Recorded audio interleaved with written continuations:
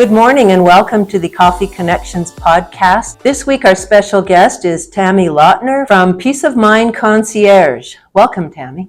Thanks for having me, Cindy. Why don't we tell the viewers how we know each other? Yes, we met at an Edmonton Chamber of Commerce networking quite some time ago. I'm not even sure how long ago it was. And then we were both the first two people that the Edmonton Chamber of Commerce had ever had for their mentorship program. That's right. It was great. Fantastic program. Tammy, can you tell us a little bit about your background? Where did your passions lie?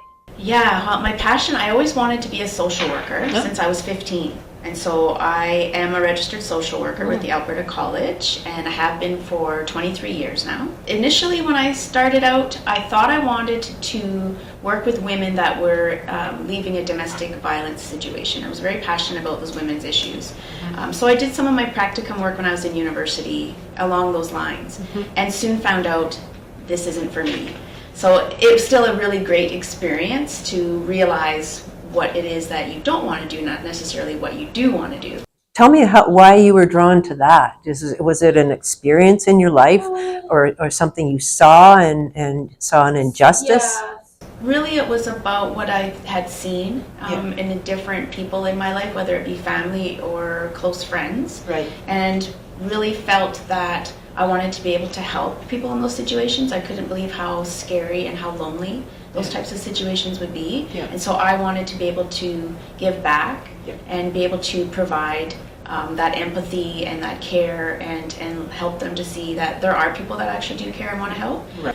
And really why I didn't want to do it was because of the system and how there's so much red tape and how there's so much of a lack of resources and funding.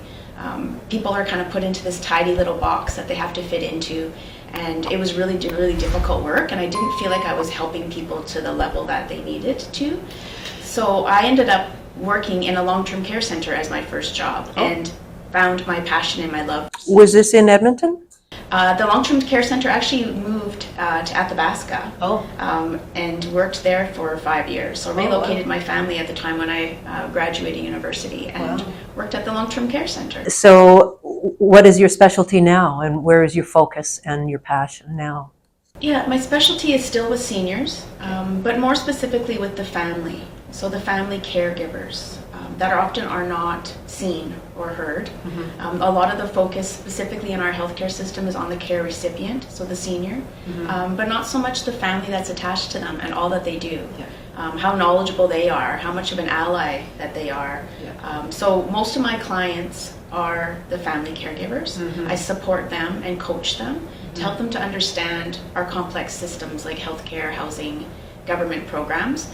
But I started out in nonprofit. So for 21 years, I worked in nonprofits. So I worked in long-term care, I worked in community outreach, community development, and August of 2022, I left a job of 14 years. Wow. And decided to branch out and do my own thing. Because again, I wanted to be able to help people to the level that they really did need.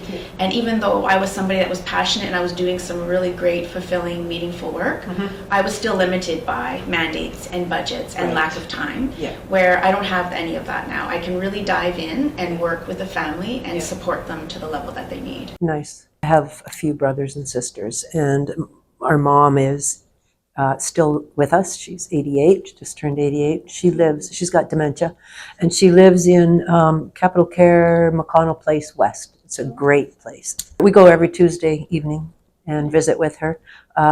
And so we see other family members that go visit as well. And there was this one lady that was visiting her mom, and I think it's the first time we've met her, so maybe her mom is new there.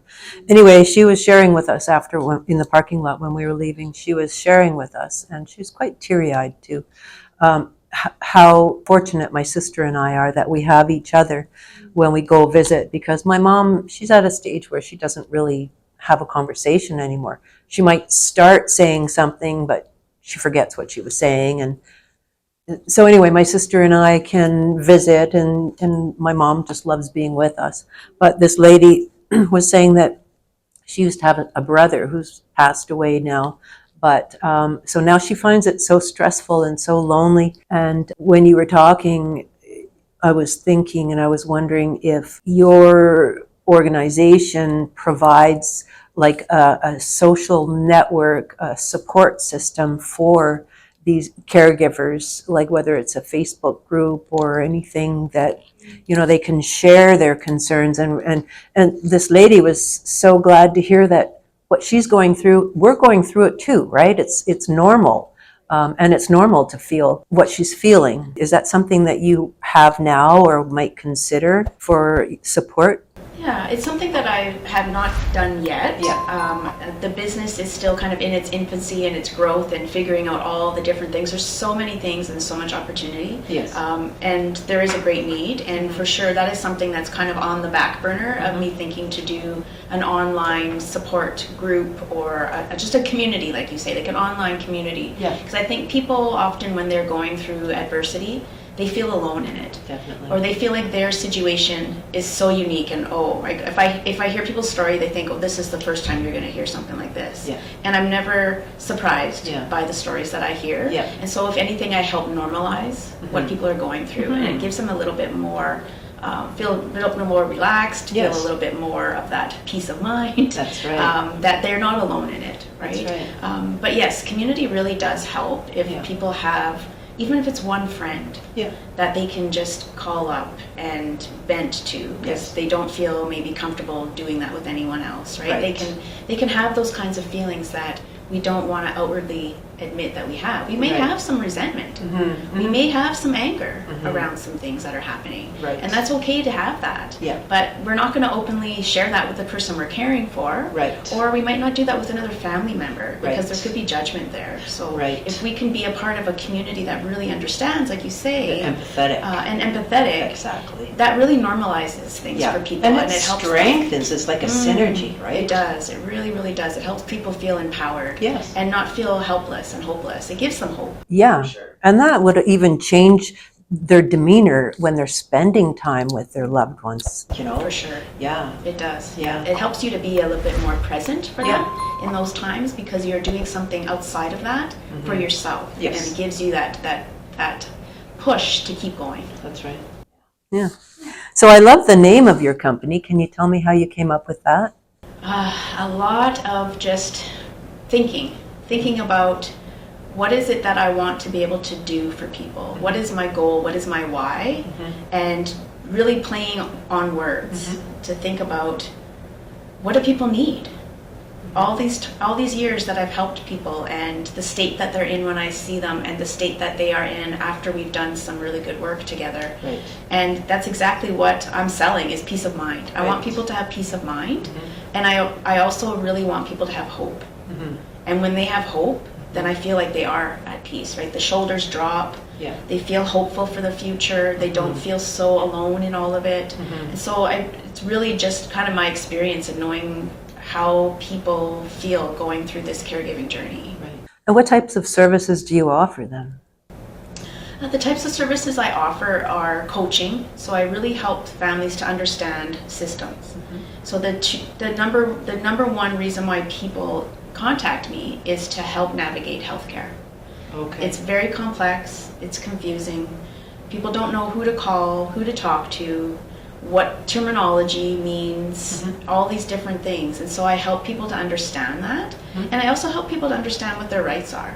So it's a lot of what I do is coaching, consulting, advising, advocate for them if that's something that they need to do. I have no problems, going with them to a doctor's appointment or being a part of some type of family meeting, so that they feel like they have an advocate and an ally in the room for them. How do you charge, like how do you, like what do you offer? Do you offer like a package to help them from A to B, or how do you, It's really individual because every situation is so unique. So I do have packages where people can buy a certain amount of hours, and then they kind of know, upfront their budget and what they're looking at. Yes. So typically, what happens is I will meet people one-on-one in person wherever they choose. If it's their home, great. Sometimes it's in a coffee shop if that's what they're more comfortable with. Right. And I really get to know them, and they get to know me, and hear their story. I want to hear their story, and I really focus not just on that care recipient, because oftentimes their needs are being met. Yes. I want to focus a lot of that attention on that caregiver. Right. What is happening for you? How are you doing? And then really get a sense on what's going on and what they feel are the presenting issues that they really need assistance with. Right. And then I go away and I do research if it's something like looking for housing options for people, and I give them options. So it's not just, here's a list of 10 places in Edmonton. I get very specific on what are you looking for, what's your budget, what are your values, what are some absolute... Location. What are some absolute knots that are kind of a deal breaker. Right. And then I may give them one or two options so that they can really be informed in making those decisions. Right. And when I'm giving them those options, I'm not overwhelming them further by giving them 10 different things to think about, right? Yeah. So when you give them, say, 2 or 3 options for a home for their loved one, would you go with them to visit like each one, like, or just let them go? It depends on what their needs are. Yeah, it really is about that person. If that's something that they want, it's not something where I just assume, oh, I'm the expert and I'm going to go with you now and dictate the tour and take over. No, I give people some education around, of course, do the tour. Some people don't even realize that that's something that they can do. So I always encourage, do the tour and tell them certain questions that they should be asking and things that they should be looking for. Right. If they would like me to go with them, I'm more than happy to do that. But if they're fine doing that on their own after they've been given the information, then by all means they can do that as well. Describe your favorite type of client to work with. Well, most of my clients are women, I have to say. Most of them tend to be caregivers. So it's usually the daughter of an aging parent, somebody that is that typical caregiver naturally, right? They are the friend that everybody goes to, maybe even a coworker that everybody goes to for advice or for support. Right. That's kind of my ideal person because that's also me, and I relate to that. And what I will say, and I hope that people that see this really, it resonates with them and they remember it, is the people that come across on the surface that seem to have it all together, the ones that are doing all the planning, the ones that are doing all the decision making, the ones that are always looking out for everybody, they're actually struggling more than you know. Yes. They are just as strong as you think. I've had that many, many times in my life saying, oh, well, you're strong, or well, you can handle it. It's like you don't give people the permission to not be strong. And so those are my ideal clients because I do give them permission to feel what they're feeling, to validate what they're feeling, and to not always have it all together. So that's really my ideal client. If I can even convey that, I've done something.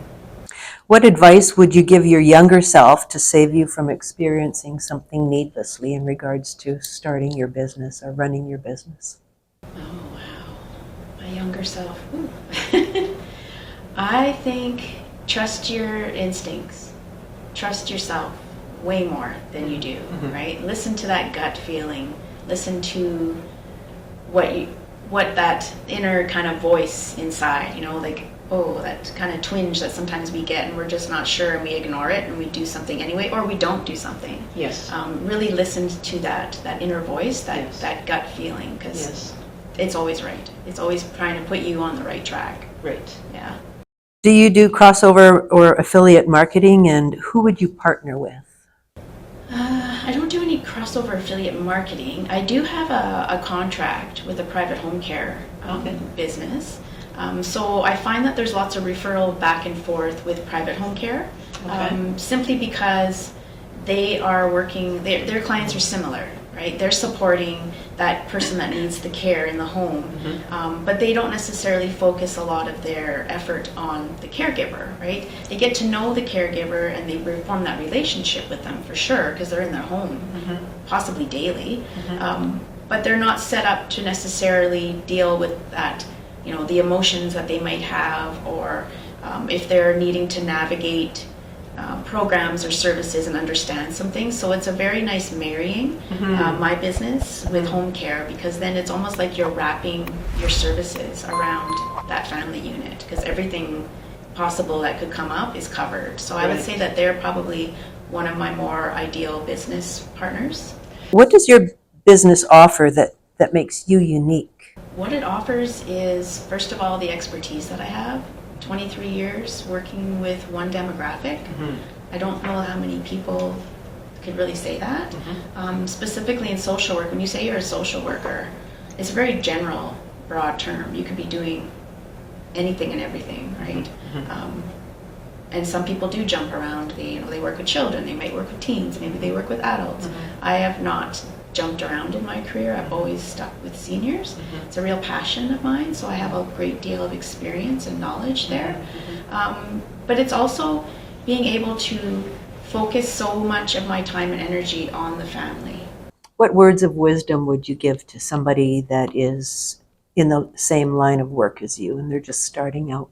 Just be genuine and authentic. Just be yourself. Be approachable. Be real. Because people aren't going to open up to you if you're coming across as this professional, this expert. You don't want to come across as if I have all the answers for you. People know their loved one better than you do, better than any professional. So I would say if you're new at this career, just be authentic, be open, listen to people, like listen way more than you speak, and be yourself and be real, because people won't open up to you if you're not that. Right.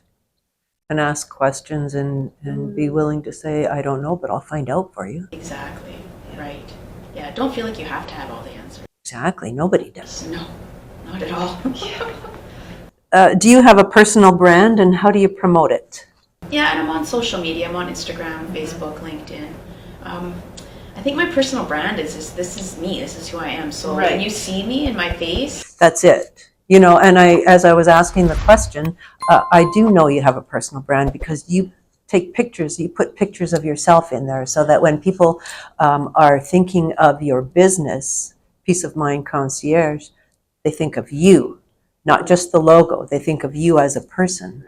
And so that's really, really important. What is the driving force that keeps you pushing on through the tough times?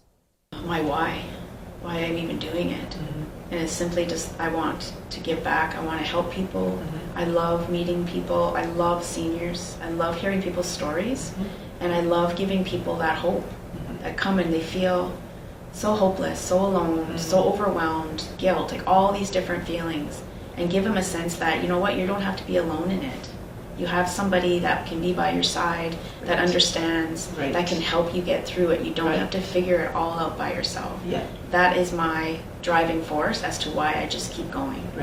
Is there anything that you'd like to say to the viewers? Anything you want to share before we wrap up? Probably just that this idea of being a caregiver it might seem foreign to some people, right? Maybe they don't identify with it. Oh, that's not me. 1 in 4 Canadians is a caregiver. And I love that quote by Rosalind Carter. And she talks about how there's the 4 types of people in the world. It's either you are a caregiver, you have been a caregiver, you will be a caregiver, or you will need a caregiver. So in some way or another, we will all be impacted with caregiving. So this idea that maybe you're listening to this right now and you're 30 years old and your parents are only 52, it could be you. You could be somebody that is going to be caring for your parents later on.